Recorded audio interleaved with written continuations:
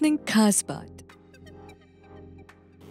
An idea can change your life, ये line आपने कई बार सुनी होगी, लेकिन जब हम बिजनेस की बात करते हैं, जब हम स्टार्टअप की बात करते हैं, तो ये लाइन सबसे इम्पॉर्टेंट रहती है। रेडियो इप्सा 91.2 FM पर मैं हूँ वानी, शो लेकर आ गई हूँ आपके लिए खास बात। और आज हम ऐसे ही एक आइडिया की बात करने वाले हैं। हमारे साथ आज हमारे स्टूडियो पे बहुत ही स्पेशल गेस्ट हैं। हमारे साथ जो गेस्ट मौजूद है, इनके मल्टीपल स्टार्टअप हैं, साथ ही में इन्हें रिसेंटली अवार्ड भी मिला हुआ है स्टार्टअप एंड इनोवेशन के लिए एमपी गवर्नमेंट से। तो ज़्यादा देर नहीं करते हैं, सबसे पहले बात करते हैं चंदन वर्मा जी की। हेलो चंदन जी। हेलो वानी, कैसे हैं आप? All good. कैसा लग रहा है आपको यहाँ पे? बहुत अच्छा लग रहा है मुझे यहाँ पर आकर, एंड डेफिनेटली बहुत सारे लोगों को इसका फ़ायदा भी मिलने वाला है स्टॉक शो का। यस।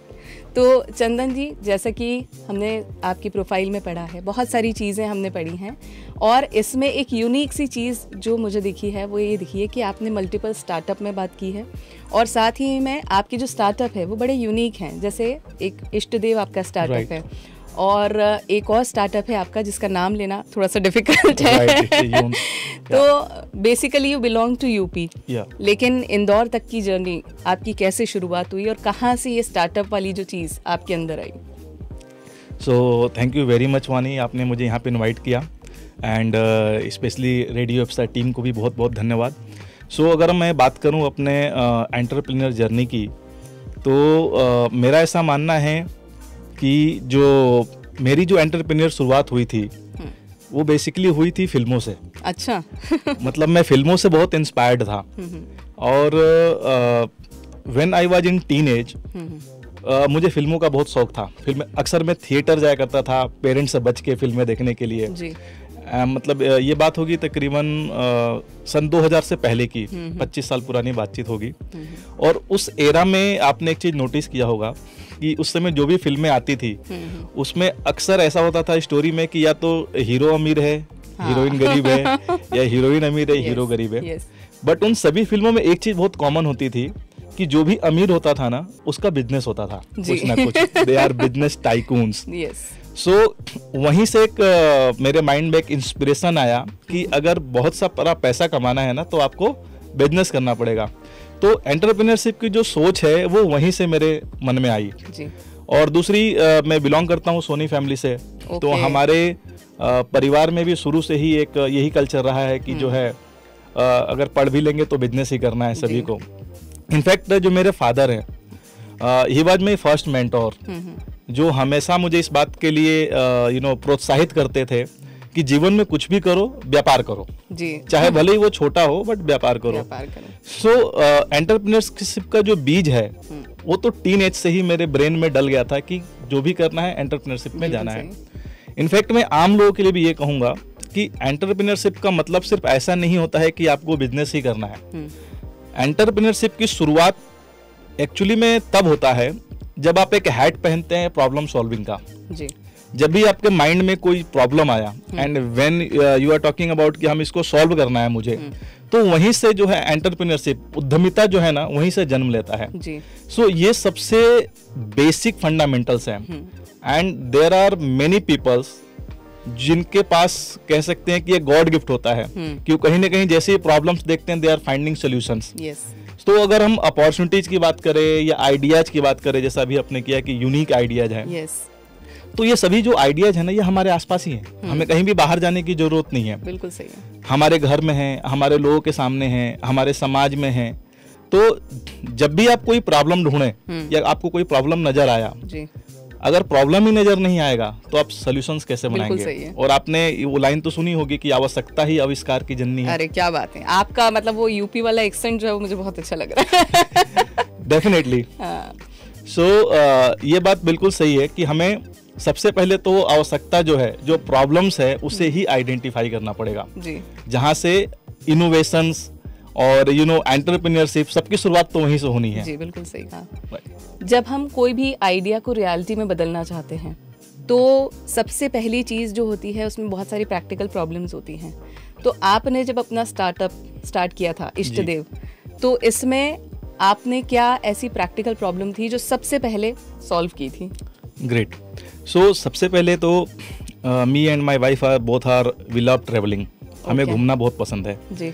सो जब भी हम घूमने के लिए जाते हैं, स्पेशली स्पिरिचुअल डेस्टिनेशंस पे, तो कई बार ऐसा होता है कि जो वहाँ पे बहुत सारे जो लोकेशंस हैं, वहाँ की जो मान्यता और परंपराएं हैं, हम उसे मिस कर जाते थे जी। क्योंकि कोई इन्फॉर्मेशन देने वाला वहाँ पर नहीं होता था, या कई बार टाइमिंग का बहुत कन्फ्यूजन हो जाता था कि आरती का टाइम मिस हो गया, पट बंद हो गए तो दर्शन नहीं कर पाए। स्पेशली गुजरात जब आप विजिट करेंगे जी, तो गुजरात में टाइमिंग का बहुत चैलेंज है, स्पेशली मंदिरों के टाइमिंग हर 3 घंटे या 4 घंटे के लिए ओपन होता है। सो इसका जो आइडिया है ये हमें वहीं से आया। जब हम कई बार वापस आने के बाद दोस्तों से बात करते थे तो उन्होंने बोला ये जगह तो तुमने देखा ही नहीं, ये चीज तो मिस कर दिया।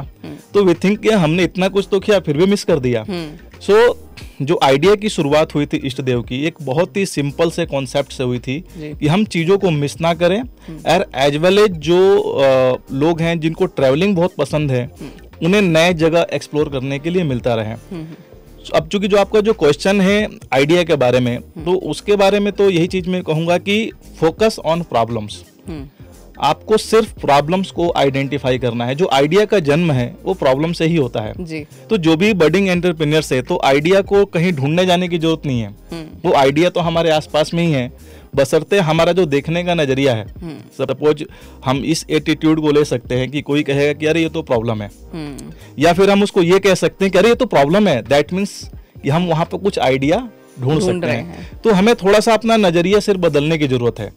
अगर एक गिलास पानी है, उसमें आधा गिलास है, तो आइदर हम ये कह सकते हैं कि गिलास आधा खाली है और आधा भरा हुआ है।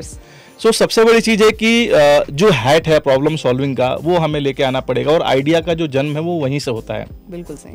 सो मैं जो भी बडिंग एंटरप्रेन्योर्स है, मैं उनको एक ही चीज कहना चाहूंगा कि जब भी आप आइडिया ढूंढो, उस आइडिया को फोकस करो। अगर आप प्रॉब्लम ढूंढ रहे हो तो आप ये देखो कि उसका सोल्यूशन क्या हो सकता है, और प्रैक्टिकली उसको सॉल्व करो जी। प्रैक्टिकली सॉल्व करने का सबसे अच्छा तरीका ये है कि आप कुछ लोगों से अपने आइडियाज के बारे में बात करो। स्पेशली शुरुआत में 10 से 20 लोगों के बारे में, अपने आइडिया के बारे में बात करो। एंड इफ यू थिंक कि आपका आइडिया अवेलेबल है, तो उनसे पूछो कि अगर इस प्रॉब्लम का सोल्यूशन मिलेगा तो क्या आप इस्तेमाल करेंगे। और अगर वो बोलते हैं कि हाँ हम करेंगे, that means you find the next step, और फिर उस पर आप आगे बढ़ जाओ। बिल्कुल सही। मतलब पहला जो काम है वो तो वायबिलिटी जिसे कहते हैं, चेक करना जो है, तो ये मिनिमम वायबिलिटी वाला जो MVP जिसे कहा जाता है वो करना चाहिए। तो चंदन जी, जैसा कि आपने बताया कि सबसे पहले MVP जिसे मिनिमम वायबल प्रोडक्ट, मतलब अपने लोगों तक अपनी आइडियाज़ को पूछिए कि वो सही है या नहीं है। लेकिन अगर मैं एक बडिंग एंटरप्रेन्योर हूँ, या मुझे कोई सुन रहा है अभी और उसके पास सिर्फ एक आइडिया है और उसके पास और कुछ भी नहीं है कि मुझे किस डायरेक्शन में जाना है, क्या करना है, कुछ भी नहीं, सिर्फ एक आइडिया है कि मुझे ये आइडिया करना है, तो क्या आप कुछ ऐसे 3 स्टेप या सिंपल स्टेप्स बता सकते हैं कि उसको उस आइडिया को कैसे चेक करना चाहिए? राइट, बहुत अच्छी बात है। मैं इसके आंसर की शुरुआत में यहाँ से करना चाहूँगा कि आप दुनिया में अपने आसपास जो भी देख रहे हैं, चाहे वो कोई प्रोडक्ट हो, सर्विस हो, कोई बिल्डिंग हो, सड़क हो, जो भी चीज़ें हैं, इन सब की जो शुरुआत है ना, वो विचार से होती है जी। कुछ चीज़ें बहुत इंपॉर्टेंट है। ऐसा माना जाता है कि जो एक स्वस्थ व्यक्ति होता है, स्वस्थ ब्रेन होता है, उसके ब्रेन में रोजाना तकरीबन 60,000 विचार आते हैं जी। और उन 60,000 विचारों में से ना हमें सिर्फ एक विचार चुनना होता है जी। अब आपने विचार तो चुन लिया, बट हमें ये पता करना है कि जो हमारा आइडिया है वो कितना इम्पैक्टफुल है। तो सबसे पहली चीज तो ये है कि जब जैसे ही आपके पास आइडिया आया, उस आइडिया के बारे में आप लोगों से बातचीत कीजिए जी। एज अ मेंटोर मैं बहुत सारे स्टार्टअप्स की मेंटरिंग भी करता हूँ, और मैंने ऐसा देखा है कि बहुत सारे जो फाउंडर्स हैं, स्पेशली जो बिगनिंग में हैं या स्टूडेंट्स हैं ना, वो बहुत ही सेंसिटिव होते हैं अपने आइडियाज को लेकर। उनको ऐसा लगता है कि अगर मैं अपने आइडियाज के बारे में किसी से बात करूंगा तो मेरा जो आइडिया है वो कॉमन हो जाएगा, आइडिया चोरी हो जाएगा। बट ऐसा है नहीं। दुनिया में करोड़ों लोगों के ब्रेन में लाखों आइडियाज हैं जी। सबसे पहली चीज कि आपने जैसे ही आपके माइंड में आइडिया आया, आप लोगों से बातचीत करना शुरू कीजिए। आप अपने दोस्तों से बातचीत कीजिए, अपने फ्रेंड्स फैमिली में बात कीजिए, अपने सर्कल में बातचीत कीजिए, क्योंकि जरूरी नहीं है कि अगर मुझे गुलाब जामुन पसंद है तो सामने वालों को भी पसंद हो। बिल्कुल सही, राइट। हमें क्या करना है कि जब हम एंटरप्रेन्योरशिप में कदम रख रहे हैं तो you have to follow the process. हमें इमोशनली वहां पर अटैच नहीं होना है बहुत ज्यादा, क्योंकि हम एक बिजनेस डेवलप करने जा रहे हैं। तो सबसे पहली चीज वही है कि आप कुछ लोगों से बातचीत कीजिए और ये आइडेंटिफाई करने की कोशिश कीजिए कि जो प्रॉब्लम है वो कितना जेन्युइन है, क्योंकि कई बार हमारे ब्रेन ने ही प्रॉब्लम क्रिएट कर दिया है, क्योंकि हमारा ब्रेन भी थोड़ा जलेबी की तरह है। सो बहुत सारे प्रॉब्लम्स हमारे ब्रेन से ही निकल के आते हैं और हमें ऐसा लगता है कि जो मेरी प्रॉब्लम है ना वो दुनिया की प्रॉब्लम है, राइट। तो सबसे पहली चीज तो यही है कि आप ये चेक कीजिए कि जो ये प्रॉब्लम है, जो ये आइडिया है, वो एक्चुअल में है भी या नहीं, ये सिर्फ मुझे लग रहा है कैसा है। और उसका एक ही तरीका है कि आप उसके बारे में कुछ लोगों से बातचीत कीजिए। फिर आते हैं सेकेंड स्टेप पे। आपने जब आइडिया से दूसरे बारे में लोगों से बातचीत कर ली तो अपने आइडियाज को ब्रेन से निकाल के उसे पेपर पेंसिल या व्हाइट बोर्ड पे लेके आओ, ताकि आप उसको देख सको कि एक्चुअल चीजें आपके सामने आ जाएगी। कुछ फिगर्स आप बनाओ। मैंने 10 लोगों से बातचीत किया या 20 लोगों से बातचीत किया, इन लोगों से का ये आंसर आया, उसमें मेजॉरिटी आंसर मेरे पास क्या आया। तो आपका सेकंड स्टेप ये है कि आप पर्सनली अपने आइडिया को वैलिडेट करो। और फिर आते हैं थर्ड स्टेप पे। Now you have to think about कि इसका जो सोल्यूशन होगा क्या उसको लोग लेना चाहते हैं। Yes, that is the most important thing. Most important, क्योंकि दुनिया में ऐसे बहुत सारे प्रॉब्लम्स हैं जिसका लोग सोल्यूशन चाहते ही नहीं है। अच्छा। वो चाहते हैं कि मेरे पास प्रॉब्लम हो, राइट। सो आपको ये भी देखना है कि इसका सोल्यूशन चाहते हैं कि नहीं चाहते हैं। नाउ फाइंड अनदर पीपल कि अगर इसका जो प्रॉब्लम है इसका सोल्यूशन मिले तो क्या आप लेना चाहेंगे। So that was a point. ये वो 3 स्टेप है जहां से आप अपने आइडिया को वैलिडेट कर सकते हैं कि मेरा आइडिया कितना वाइबल है। अल्टीमेटली आप एक एंटरप्रेन्योरशिप की शुरुआत कर रहे हैं और एंटरप्रेन्योरशिप के अंदर जो सबसे पहला रूल है वो ये है कि आपको बहुत ही लचीलापन रुख रखना पड़ेगा। बहुत सिंपल सी बातों को आपको ध्यान रखना पड़ेगा कि इट्स से टू हार्श, लेकिन अगर आपको फिशिंग करनी है, मछली पकड़नी है, तो आपको कांटे में वो चारा लगाना पड़ेगा जो मछली को पसंद है। आप उसमें गुलाब जामुन लगा के मछली नहीं पकड़ सकते। बिल्कुल सही कहा आपने। तो बहुत ही अमेजिंग से 3 स्टेप हैं और मेरे ख्याल से जितने भी हमारे एंटरप्रेन्योर्स हैं जो हमें सुन रहे हैं और जो जानना चाहते हैं कि अगर उनका आइडिया है वो कितना वायबल है और कैसे उसको आगे बढ़ाना है, तो मेरे ख्याल से ये एक बहुत ही अच्छी गाइडलाइन रहेगी। लेकिन कभी कभी क्या होता है ना कि आइडिया तो बहुत अच्छा रहता है, राइट, लेकिन जब वो एक्चुअल में आता है तब वो थोड़ा सा डिजास्टर हो जाता है। मतलब कि वो या तो एग्जीक्यूट नहीं हुआ है प्रॉपरली या बहुत सारी चीज़ें प्रॉब्लम्स आती हैं। तो आपके हिसाब से जैसे आपने इतने सारे मल्टीपल स्टार्टअप किए हैं, तो उसमें आइडिया ज़रूरी होता है या फिर एग्जीक्यूशन वाला पार्ट जो है वो ज़्यादा ज़रूरी होता है? वेरी नाइस वानी, आपने बहुत अच्छा क्वेश्चन किया और मैं ये कह सकता हूँ कि ये एक एंटरप्रेन्योर्स के लिए सबसे इम्पोर्टेंट क्वेश्चन है जी। कि आइडिया इम्पोर्टेंट है या एग्जीक्यूशन। मेरे हिसाब से जो आइडिया है उससे कहीं गुना ज़्यादा इम्पोर्टेंट जो है वो है एग्जीक्यूशन। अच्छा। जैसा कि मैंने बताया कि आइडिया तो करोड़ों ब्रेन्स में है पहले से। सो सबसे इम्पोर्टेंट है एग्जीक्यूशन जी। वो आइडिया किसी काम का ही नहीं जो आपके ब्रेन में है, क्योंकि वो कुछ दिनों बाद तो मर जाने वाला है। आप बहुत दिन उस आइडिया को जो है याद करके नहीं रख सकते हैं। बिल्कुल सही बात। और आपने अपने सवाल में एक बात कही कि आइडिया वही है जिसको कर दिया जाए जी। सो सबसे अच्छी बात यही है कि आइडिया वही है। ये मेरी मम्मी हमेशा कहती है कि काम करने को सबसे सिंपल तरीका ये है कि उसे कर दो, उसे कर दो। डेफिनेटली। तो मैं भी यही चीज कहूंगा कि आइडिया वही है जिसको आप कर दो। इनफैक्ट आज से कुछ साल पहले, तकरीबन 10 साल पहले, मेरे माइंड में भी एक आइडिया आया था जी, एक स्टार्टअप शुरू करने का, और मैंने उसको नहीं शुरू किया। और कुछ सालों बाद एक दूसरी कंपनी आई, मैं उसका नाम नहीं लूंगा, उसने सेम मेरे आइडिया को इम्प्लीमेंट किया और आज वो एक जो है $1 बिलियन कंपनी है। कमाल है। सो अब वो कहने का क्या फायदा कि मैंने ये ऐसा आइडिया सोचा था। इनफैक्ट अगर मैं बोल भी दूंगा तो कौन मानेगा।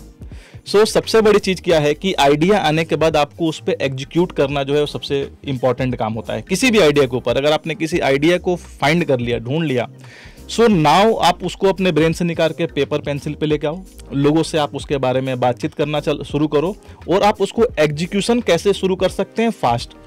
प्रॉब्लम क्या होता है कि बहुत सारे जो बिगनर्स होते हैं, दे थिंक कि जब तक मेरा प्रोडक्ट परफेक्ट नहीं बन जाता है, तब तक मैं सब आमिर खान बन जाते हैं। एग्जैक्टली तब तक मैं इसको मार्केट में लेके नहीं आऊंगा। और यही प्रॉब्लम है। कई बार क्या होता है कि हम आइडिया अपने ब्रेन में रखते हैं और सिर्फ तैयारियों में ही सालों निकाल देते हैं। बिल्कुल सही। और फिर कुछ समय बाद लगता है कि अरे कोई दूसरी और कंपनी आ गई सेम आइडिया को लेकर, सेम कर लिया है, सेम कर लिया। तो सबसे बड़ी चीज यही है। सो मैं तो ये कहूँगा इनफैक्ट कि जो आइडिया है वो सिर्फ 1% है, बाकी का जो 99% है वो एग्जीक्यूशन है। वो एक एग्जांपल मैं इसमें देना चाहूँगा, बहुत अच्छे क्वेश्चन मुझे अभी याद आ गया। अगर हम बात करें फूड डिलीवरी कंपनी की, सो फूड डिलीवरी कंपनी में अभी सबसे बड़ा नाम जोमेटो, स्विगी, इनका जो सबसे बड़ा नाम है। लेकिन क्या आपको ये पता है कि फूड डिलीवरी शुरू करने वाली सबसे पहली कंपनी जो है वो फूड पांडा है? हाँ, यस राइट। और आज आप देखिए फूड पांडा का उतना बड़ा ब्रांड नेम नहीं है जी। फूड पांडा के फूड डिलीवरी स्टार्ट करने के तकरीबन आई थिंक 3 या 4 साल बाद जोमेटो इस सेगमेंट में आया, बट आज इस इंडस्ट्री को जोमेटो लीड कर रहा है। So it's a perfect example कि आपके पास आइडिया जो है उसको आप एग्जीक्यूट कैसे करते हो। बिल्कुल, क्योंकि आइडिया पहले तो फूड पांडा लेके आया, बट उसको प्रॉपर एग्जीक्यूशन जो है वो जोमेटो ने किया, and that's why Zomato win the race, and now it's a multi billion dollar company. Of course, मतलब execution is the most important part, और आइडिया को किस तरीके से प्रेजेंट करना है और एग्जीक्यूट करना है वो सबसे ज्यादा जरूरी है। तो चंदन जी, जैसा कि हमने आइडिया से एग्जीक्यूशन बहुत सारी चीज़ें डिस्कस कर ली हैं, लेकिन क्या होता है ना, कभी कभी जैसे हम कोई आइडिया कर भी लेते हैं और एग्जीक्यूट भी कर लेते हैं। आपने इतने सारे लोगों को मेंटर किया है, इतने स्टार्टअप्स को मेंटर किया है, और आप स्टार्टअप इंडिया में भी काम करते हैं, तो जनरली ऐसा होता है ना कि बहुत सारे लोग सेम मिस्टेक्स भी करते हैं, they do not learn from each others mistake, और जनरली एग्जीक्यूशन के टाइम पे कुछ मिस्टेक्स जो रहती है वो बड़ी कॉमन सी रहती हैं। तो ऐसी कौन सी मिस्टेक्स जो आपने देखी है जो बड़ी कॉमन सी रहती है एग्जीक्यूशन के टाइम पे? बिल्कुल सही पूछा आपने वानी। मेजॉरिटी ऑफ जो बिगनर्स होते हैं, मैंने उनसे नोटिस किया है कि कुछ लोग ऐसे हैं जो बेसिक्स कॉमन्स को रिपीट करते रहते हैं बार बार, और ये कॉमनली बहुत सारे लोग साथ में होता है। जिसमें से एक जो मैं सबसे कॉमन चीज बताना चाहूँगा, they are expending too much time and money on logo, kerning, colour उसका कैसा रहेगा, लोगो किस तरीके से लोगों को अट्रैक्ट करेगा, उस पर वो बहुत सारा समय निकालते हैं। और इनफैक्ट वो इस पे इतना ज़्यादा समय देते हैं कि जो उनके प्रोडक्ट्स की एक्चुअल खासियत है, जिसे लोगों को जो चाहिए उस पे ध्यान देना ही भूल जाते हैं।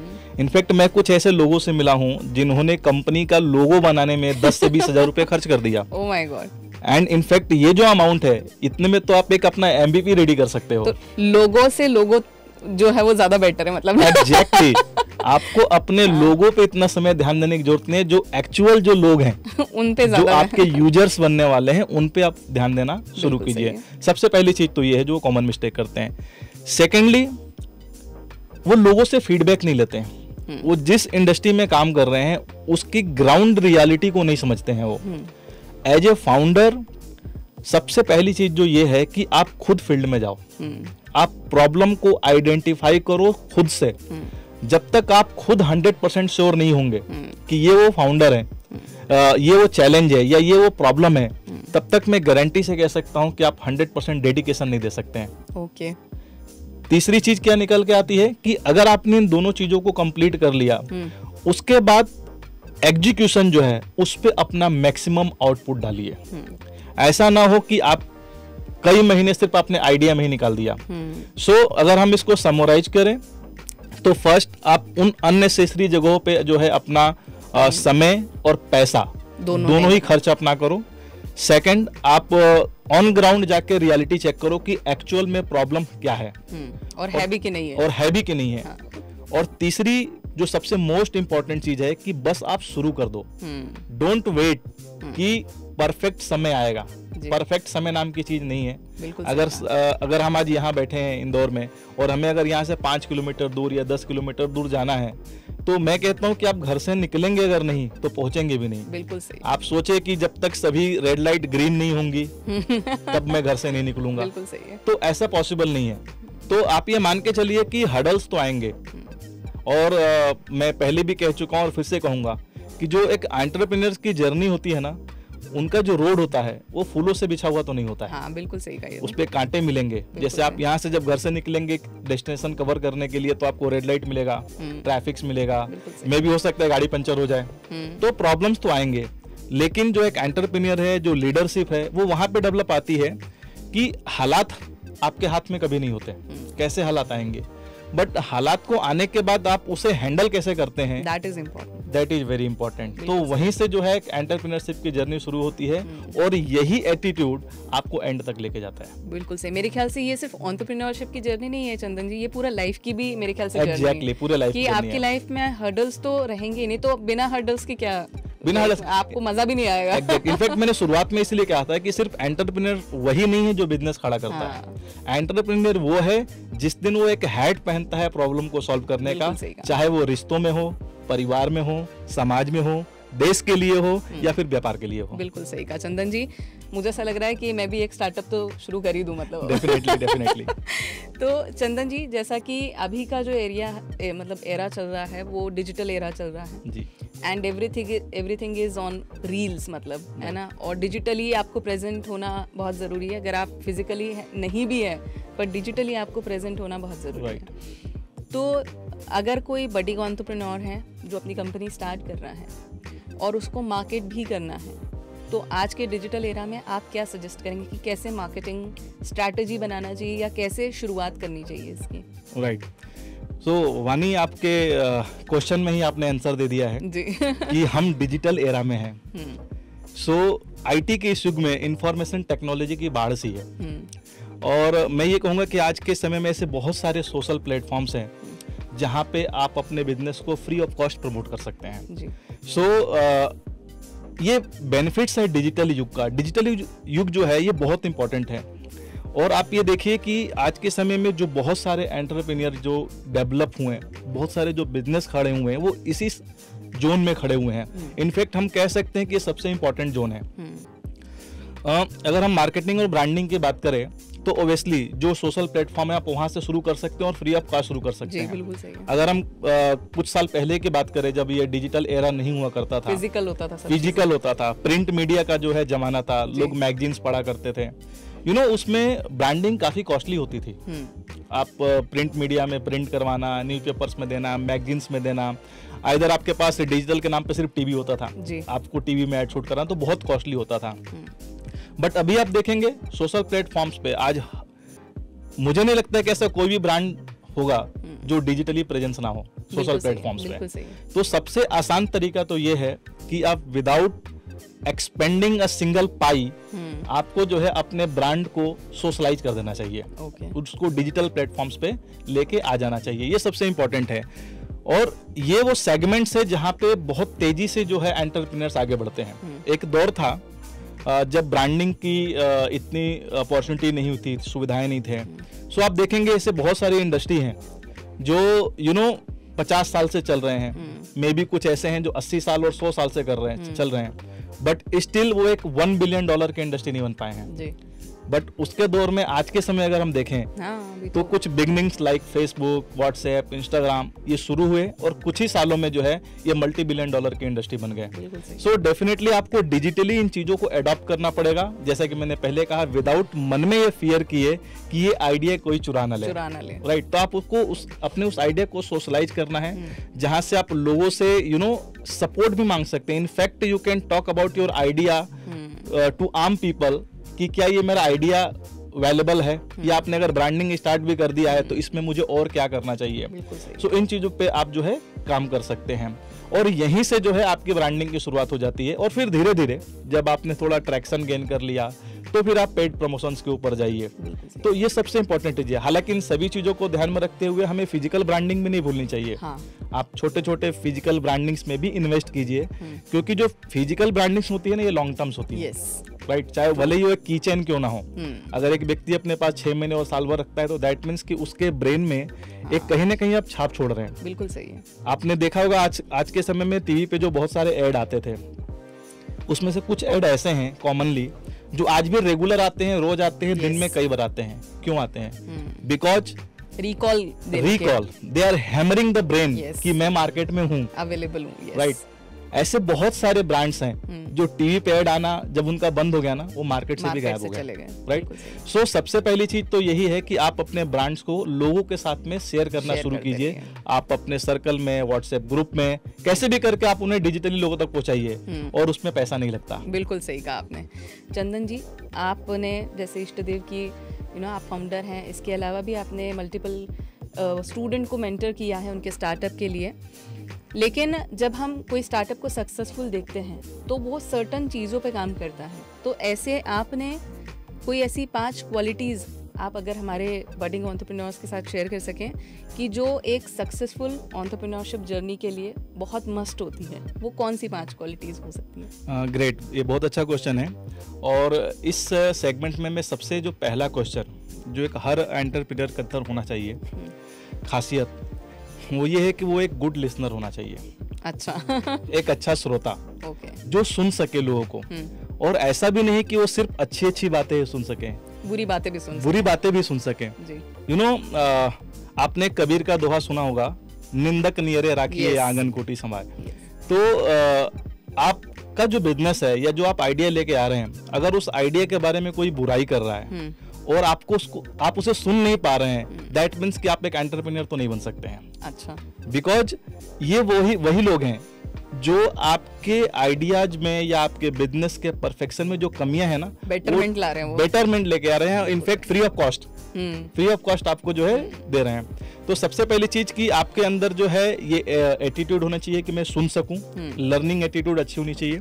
आप हर किसी को सुनिए, अपने कस्टमर्स को सुनिए, लोगों को सुनिए, जो फीडबैक दे रहे हैं उन्हें सुनिए, और इनफैक्ट जो क्रिटिसाइज कर रहे हैं उनको ज्यादा अच्छे से सुनिए ज्यादा अच्छे से सुनिए।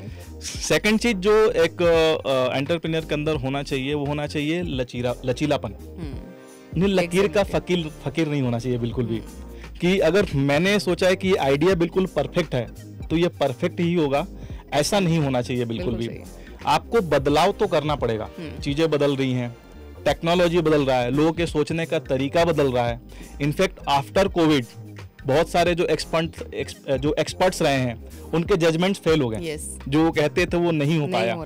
सो डेफिनेटली आपको इन चीजों को बदलना पड़ेगा। तीसरी, आप अपने ब्रांड अवेयरनेस को लेके बहुत सेंसिटिव रहें। बहुत सेंसिटिव से कहने का मतलब ये है, मैं डीले करने की बात नहीं कर रहा हूँ, मैं ये बात कर रहा हूँ कि आप अपने ब्रांड के माध्यम से लोगों को मैसेज क्या देना चाहते हैं, और जो आप मैसेज उन्हें देना चाहते हैं वो परफेक्टली डिलीवर हो रहा है कि नहीं हो रहा है। मैं आपको एक एग्जांपल देना चाहूंगा टाटा नैनो का। टाटा नैनो एक बहुत ही कह सकते हैं नियर टू हार्ट प्रोजेक्ट था टाटा इंडस्ट्री के लिए, बट वो सफल नहीं हुआ सिर्फ एक मिस ब्रांडिंग की वजह से। और वो मिस ब्रांडिंग पता है क्या थी? दुनिया की सबसे सस्ती कार। और दुनिया में ऐसा कोई भी नहीं है जो सस्ता पसंद करता है। अगर मैं आपसे बोलूं कि आपको सस्ता चाहिए या अच्छा चाहिए, तो आप क्या बोलेंगे? अच्छा चाहिए।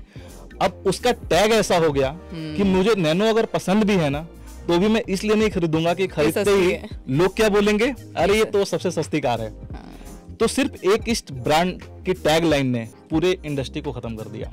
सो आपको अपने ब्रांड की पोजीशनिंग को लेकर ना अवेयर होना बहुत जरूरी है। इसके साथ में डेडिकेशन और execution with consistency.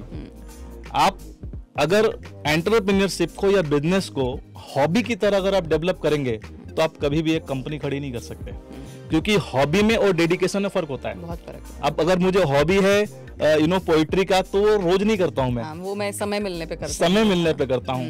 But dedication तो मेरा बिजनेस के अंदर है, तो मुझे उसमें करना है। एंड जो सबसे मोस्ट इंपॉर्टेंट जो लास्ट में आता है वो होता है नेटवर्किंग एंड मोटिवेशन स्किल। आपके स्टार्टअप जर्नी में बहुत सारे उतार चढ़ाव आएंगे, तो एक एंटरप्रेन्योर के अंदर नेटवर्किंग स्किल होनी चाहिए। जब भी आप किसी इवेंट में जा रहे हैं या लोगों से मिल रहे हैं, आप नेटवर्किंग कीजिए बगैर ये सोचे कि मेरा क्या उसमें फायदा होगा। एंड लोगों से नेटवर्क बढ़ाइए जितना ज्यादा हो सके। कौन कहाँ काम आएगा नहीं पता। आप ये मान के चलिए, आज के समय में मैं कहूँ एक इसके पीछे एक फंडामेंटल्स है, आप इसको हमेशा फॉलो कीजिए। मैं हर एंटरप्रेन्योर को बोलता हूँ कि इसको फॉलो कीजिए। और ये है कि दुनिया में जितनी भी चीजें हैं वो इस्तेमाल के लिए बनी हैं, और जो लोग हैं वो प्यार के लिए बने हैं। वो लोग जीवन में फेल हो जाएंगे जो लोगों का इस्तेमाल करेंगे और चीजों से प्यार करेंगे। बहुत गहरी बात कही आपने जी। तो नेटवर्किंग और लोगों का साथ, इसको हमेशा रखिए। कौन व्यक्ति कहाँ काम आएगा मुझे नहीं पता। और इसके साथ में मोटिवेशन, आपको खुद को मोटिवेट करना है, टीम को मोटिवेट करना है, आप एंटरप्रेन्योर हैं तो अपने कस्टमर्स को भी मोटिवेट करना है, अपने इन्वेस्टर्स को भी मोटिवेट करना है। तो दीज आर द स्किल्स जो आपको हमेशा ध्यान में रखना चाहिए। वही मतलब बहुत ही टू द पॉइंट जितने भी आपने क्वालिटीज़ बताई है, कमाल की बताई चंदन जी। लास्ट में मैं आपका मैसेज जानना चाहती हूँ कि जो हमारे लिसनर्स हैं, जो हमारे व्यूअर्स हैं, उनको आप जो बडिंग एंटरप्रेन्योर भी हैं और एक आम जनता भी है, उनको आप क्या मैसेज देना चाहते हैं? बिल्कुल। दोस्त मैं तो यही कहना चाहूँगा कि लेट्स स्टार्ट योर बिजनेस, अपनी एंटरप्रेन्योरशिप जर्नी शुरू कीजिए। और अब तो वो दौर है कि कुछ ही सालों में $1 बिलियन की इंडस्ट्री खड़ी हो जाती है जी। लाइफ में रिस्क लेना सबसे इंपॉर्टेंट है, और रिस्क नहीं लेना सबसे बड़ा रिस्क है अगर आप जीवन में रिस्क नहीं लेते हैं तो। सो डेफिनेटली 100% तो कहीं भी नहीं होता है। इनफैक्ट हम सभी भगवान को तो मानते हैं, बट 100% रेशियो तो यहाँ भी नहीं है। दुनिया में नास्तिक लोग हैं, राइट। सो आप 100% का कभी फिक्र मत कीजिए, यू हैव टू स्टार्ट। जब मैंने इष्ट देव की जर्नी शुरू करी थी, so we have identify the gap, right. आज अगर हम बात करते हैं तो हमने एक स्पेस ढूंढा कि आज यूट्यूब जैसे प्लेटफॉर्म है जहाँ पे आप वीडियो शेयर कर सकते हैं, इंस्टाग्राम जैसे प्लेटफॉर्म है जहाँ पे आप अपने लाइफस्टाइल शेयर कर सकते हैं, एक्स है जहाँ पे शॉर्ट मैसेजिंग है, लिंक्डइन है प्रोफेशनल्स के लिए। But over 100 crore of spiritual population in India, यहाँ पर स्पिरिचुअली कनेक्ट होने के लिए कोई प्लेटफॉर्म नहीं है। और यहीं से जो है इष्ट देव का जन्म हुआ, जो भारत का पहला सोशल नेटवर्किंग ऐप है स्पिरिचुअल सेगमेंट्स के अंदर।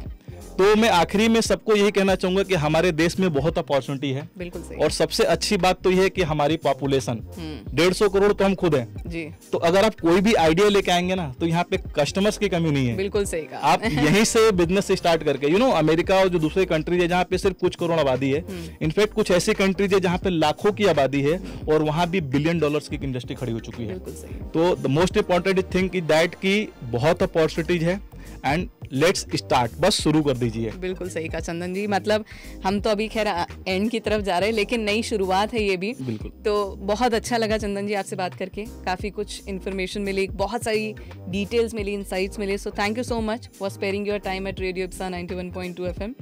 Thank you very much. बहुत ही कमाल की मोटिवेशनल बातें की हैं, और मेरे ख्याल से जितने भी बडिंग एंटरप्रेन्योर्स हमें सुन रहे हैं उनको भी एक बहुत ही क्लियर कट आइडिया भी मिल गया होगा। बाकी की चीज़ें अगर आप और डिस्कस करना चाहते हैं तो हमें कॉल कर सकते हैं 9009811161 पर। फिलहाल आज के लिए बस इतना ही। आते रहेंगे और करते रहेंगे आपसे ऐसी ही खास बातें। तब तक के लिए stay tune to radio Ipsa 91.2 FM। मैं हूं वानी और शो है खास बात। Thank you.